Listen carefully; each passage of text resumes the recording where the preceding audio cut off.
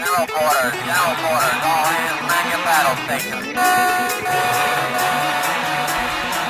It's time to defend the border, defend Israel, defeat Marx, defeat Mohammad, and make America great again.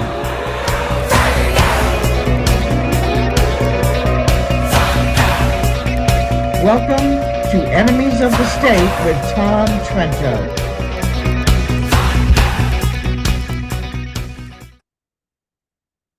Oh, my word, we're blowing things up already on a Monday morning, 10:30 East Coast time here in the beautiful state of Florida, broadcasting live. It's so good, ladies and gentlemen. And those of you who have been following us for, this is the 18th year.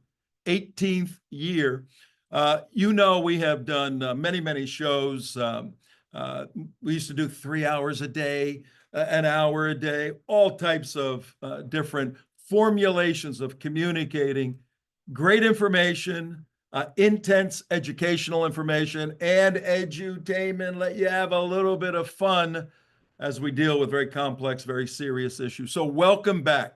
Our name, historically, Enemies of the State. And you saw in that open, you saw that we have classic enemies here in the United States of America that we have been dealing with, the Islamic jihadis, in that they have a world mandate, a global mandate to defeat the West, defeat the little Satan, Israel, defeat the big Satan, the United States of America, either kinetically through bombs and bullets, or more appropriately here in the West, through the infiltration of the Islamic Jihad doctrine, the takeover of institutions, and we've seen it in the Biden administration.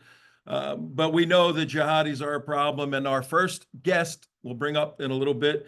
We're going to focus on ground zero in the United States, on one of the key campuses in America where HAMAS jihadis are operating openly. But the other enemy of the state that we deal with comes out of Karl Marx's political philosophy, commonly known as communism, a whole variety of derivative philosophies attached to that, but essentially the same goals: the destruction of the West with bombs and bullets, or the infiltration of the West to cause a collapse internally.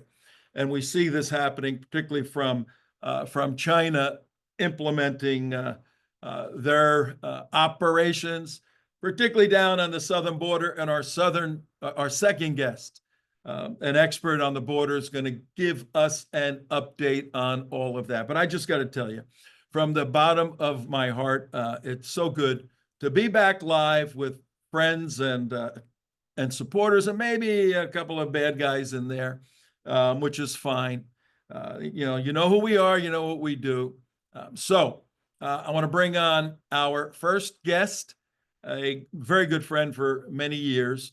And basically, the way to introduce Jeff is by letting him introduce himself. He's a retired spy with one of those agencies. Jeff Sanow, hello, my man. How you doing? I'm doing well today.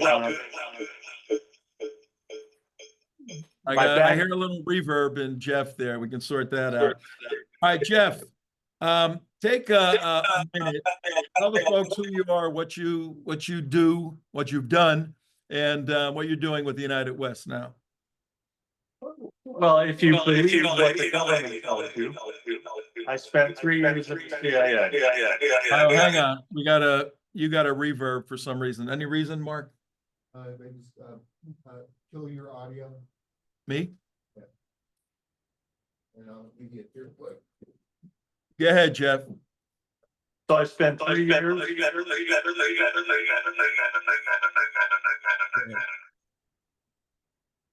So I spent 3 years. Hi, Jeff. Tell us about yourself. I spent 3 years in the CIA as an operations officer. And that allowed me the opportunities to spend a lot of time in the Middle East.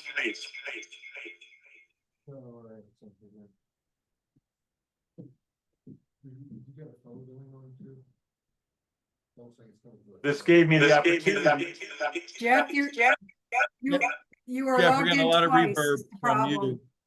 you. I know, but I don't know where it's coming from. You got a phone You're open logged and in your twice. computer open? All right, let's go to Victor right now. Let's see if Okay. we can solve the reverb problem, and we'll switch the guests live, folks. These things happen, even though we tested quite a bit. Our first guest, Jeff Sanow, was focusing on Columbia University in New York as ground zero for Hamas's information war campaign. Our second guest is an expert on the border.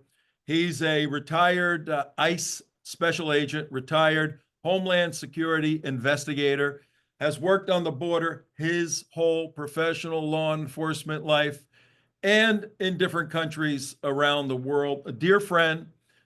He came with the United West in June of 2023 to Israel, right before the October 7 disaster. Victor Avila, good to see you, my brother. Great to be back with you, Tom. Thank you so much. Okay, we do not have reverb with you, so that's a good start. Victor, give the folks, 30 seconds or so, your background, and we want an update on what's going on the southern border through the Biden administration and your good friend, our good friend, Tom Homan. What the hell is Tom Homan doing, Victor? Absolutely. As you said, retired. I'm a retired Homeland Security Investigations, a supervisory special agent. Worked my entire life mostly on the border in Mexico, Central America, and Europe, and all types of cases, narcotics, cartels. My subject matter expertise is human trafficking investigations, money laundering, all that we've worked that has a nexus to the border.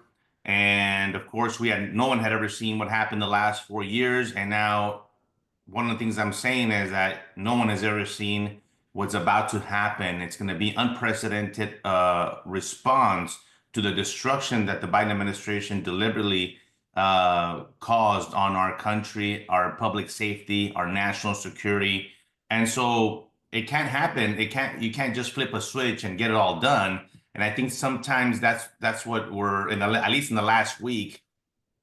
There's been kind of an anxious like, why isn't this done yet? Hell, it's been four weeks, and the type of destruction that was caused not only by illegal immigration and the millions of people that were allowed in, but many other aspects, especially the cartels. And so it's going to take some time. It's starting already, and that's the good news. And unprecedented things like one that I welcome so much this past week is a designation of the cartels as foreign terrorist organizations, something that I've been advocating for years. I wrote about it in my book, and it officially happened. Not only did President Trump obviously declare it, but it officially, under the State Department, under our Secretary, Marco Rubio, is officially in the books. These cartels, the list of 8 that they put on there, which, by the way, I agree 100% on the list, are just now categorized on the same platform as ISIS, the Taliban, and Al-Qaeda. Absolutely no difference now. No difference. The big difference is that they're not 6,000 miles away. They're right here next to us in Mexico. And guess what? In every town of our country, especially every major city. And so the cartels have heavy presence in the United States. What does that mean? A lot of people don't really know what that means. They think it's military intervention. It's on the table. And it obviously immediately brings DOD resources. As a matter of fact, if you noticed, you knew that this was going to happen because our Secretary of Defense was with Tom Homan at the border a couple of weeks ago. And DOD has already merged and joined the DHS to start doing a lot of things. One is patrolling the skies over the border, Arizona, Sonora. They leaked the CIA drones. Okay, so we know we have drones. Great, we're gathering intelligence. Our special forces, training the special forces in Mexico. There's a lot of DOD here. Not only presence on the border, but actual obtaining, and I know Jeff is going to talk more about this because this is his expertise, is about the gathering of the intel. You have to be able to gather the intel to then set the platform and the foundation, because what comes after the intel is the enforcement of that intel. And let me tell you, you're going to see, I believe, you're going to see enforcement that you have never seen before, whether it's going to be in Mexico, on the border, or here in the States. And that is a big game changer.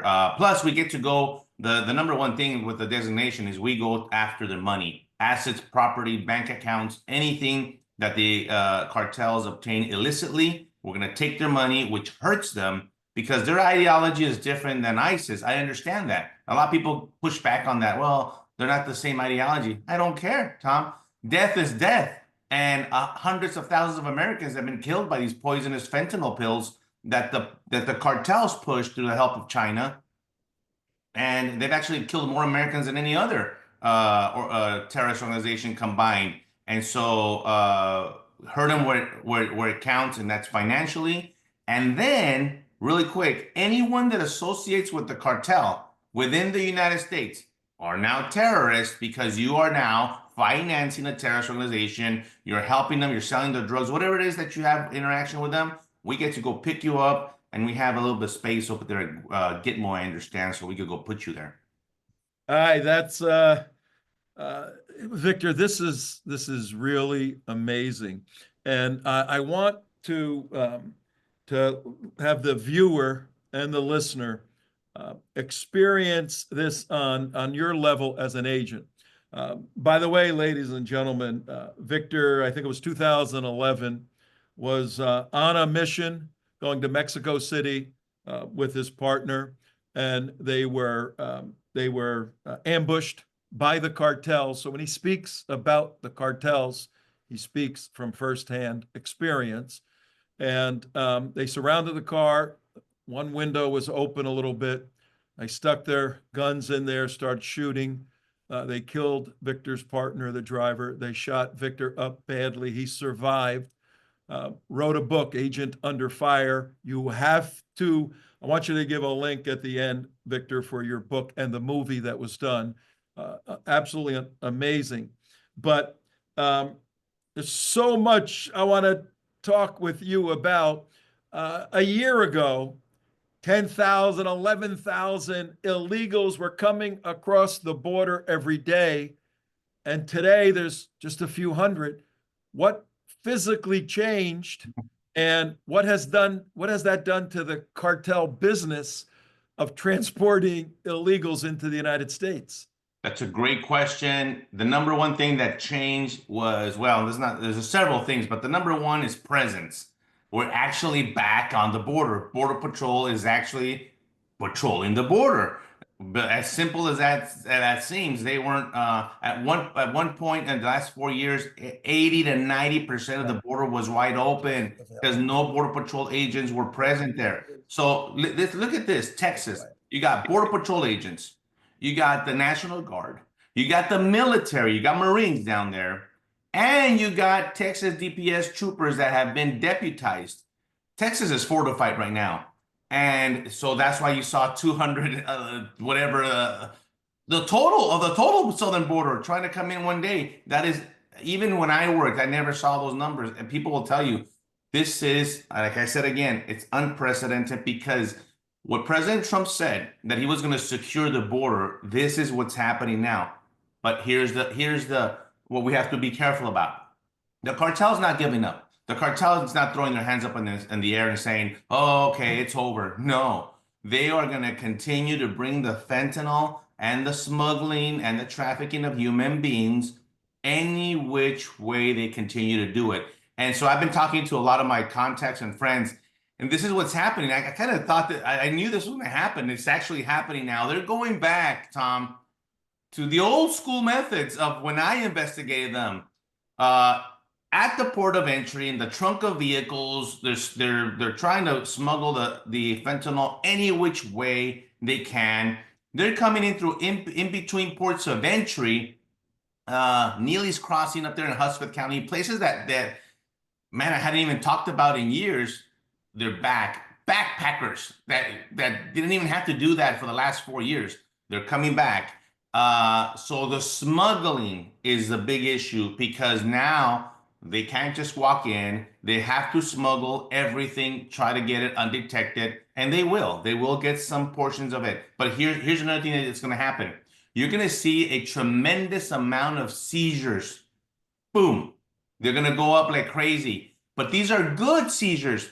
With the seizures that we saw before were the ones that, because we were getting overwhelmed with fentanyl and humans that, you know, it's like shooting fish in the barrel. Anything you got, like, oh, we got 10,000 pounds of well, yeah, because 1 million pounds came in. So it wasn't a good amount. It wasn't a good indicator of the seizures. Now, the seizures that you're going to see is actually a very good indicator. Why? Because we've secured the border. And yes, there's still gaps. You have to understand this. There's still gaps at the border. We still have to build wall and do all this other thing and technology along a lot of parts of the border. But now it's funneled, and now the presence is there doing these funnels, and you're going to see the seizures go up, which is a very good thing. I'm blowing him off for this. You know, All right, Victor, what we're going to do, we're still having problems with Jeff's audio. We'll bring him back for another show. You got time to stay around, right, Victor? Yeah. All right. Tom Trento here. It is 10:47 a.m. East Coast time. Enemies of the State. I'm your host.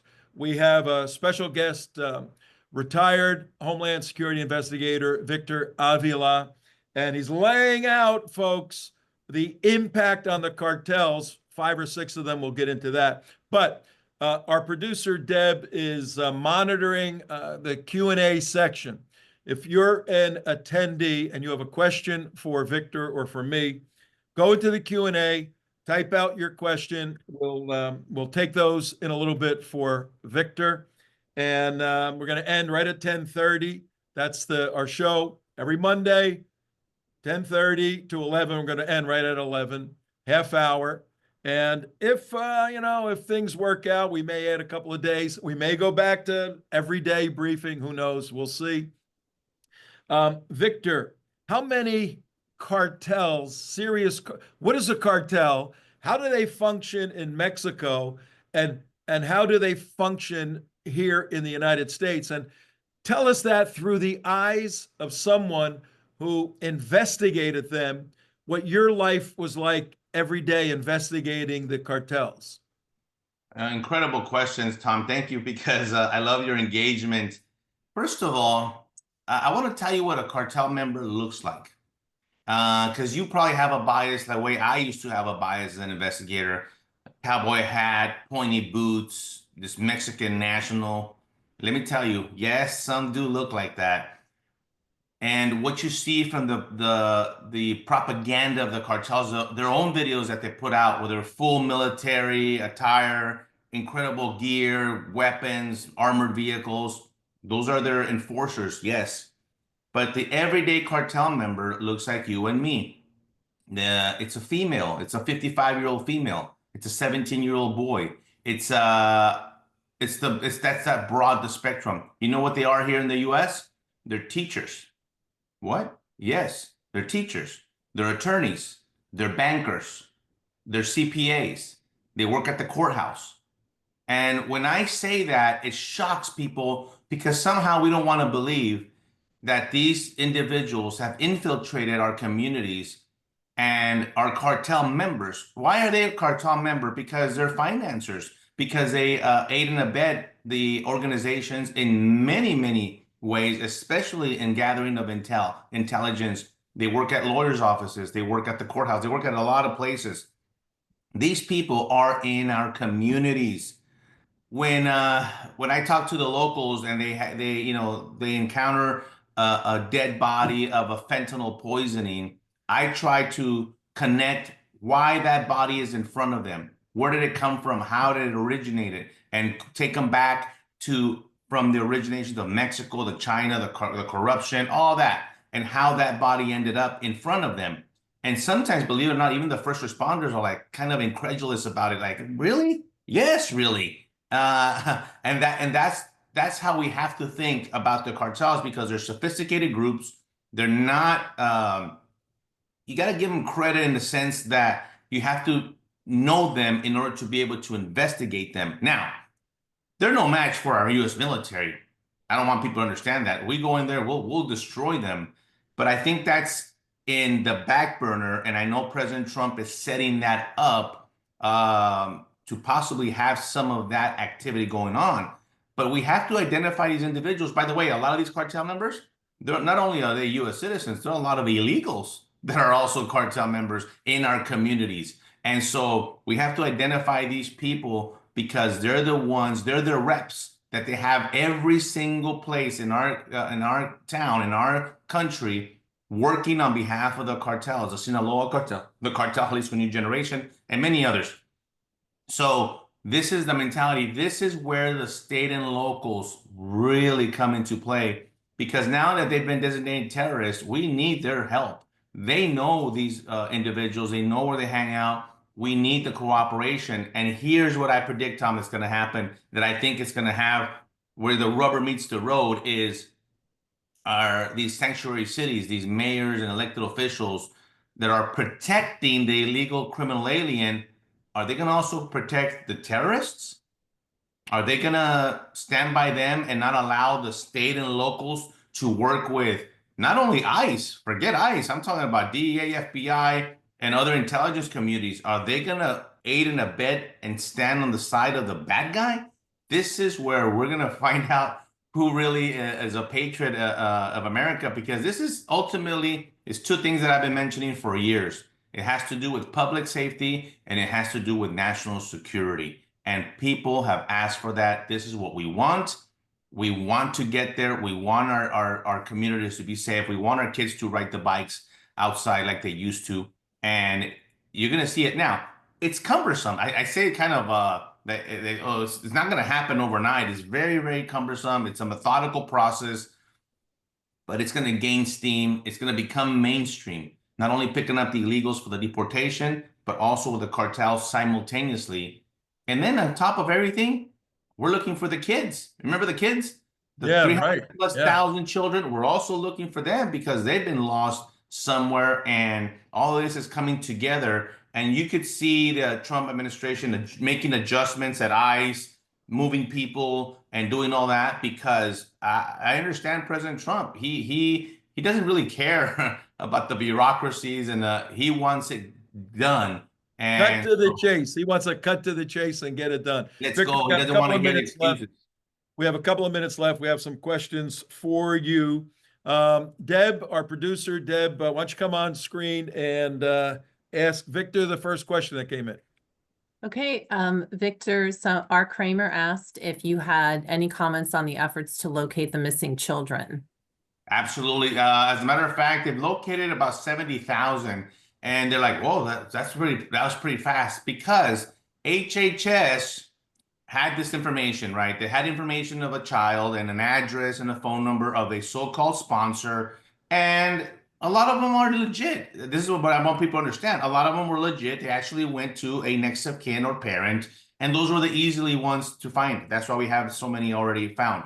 The problem is the ones that they lost, that when they gave this address, for example, there's a place in Houston that accepted 77 children. How could one location accept so many? Well, nobody checked the location, Tom. Why? Because Biden administration didn't allow ICE to go knock on the door to verify who the sponsor is, who the sponsor, or if this location even exists. There's places that didn't even exist, or it's an abandoned shack.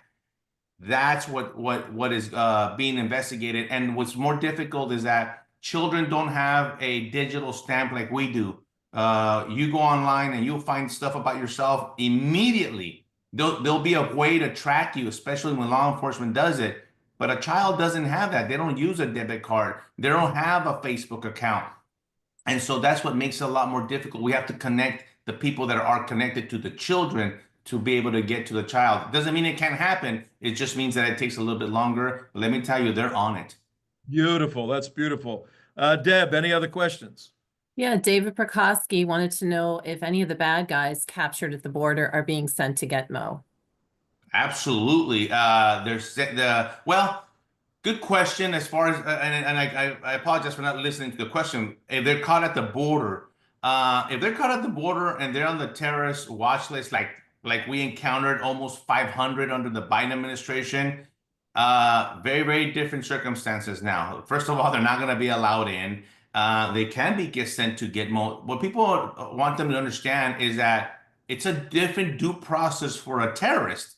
It's not the same like handcuffs, arrest you. No, we're taking you to a secure place and we're going to interrogate you and we're going to get a lot of intel from you. And there's a lot of other agencies involved here, intel agencies, FBI, to see who the heck you are and what your purpose and agenda is in the United States. That's a major, major difference. And so can they go to Gitmo? Absolutely. They could go to other military facilities. They could go somewhere else to investigate to see who this person really is and the vetting to happen. And then remember, we just released a bunch of Venezuelans from Gitmo because Gitmo is kind of like it's not. It doesn't mean that they're going to be there forever. And I think people thought that these people are going to be there forever. No, they're going to. There's a place to send them.